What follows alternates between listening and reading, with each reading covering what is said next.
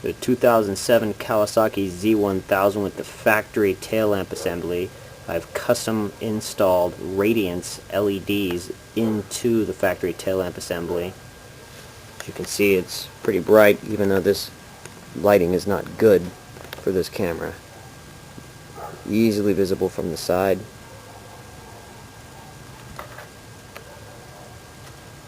Very good radius on it.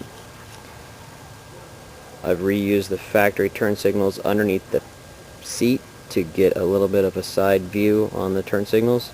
Plus that keeps the correct flashing speed by having those in the circuit. If you disconnect those, you will get a very slow flash.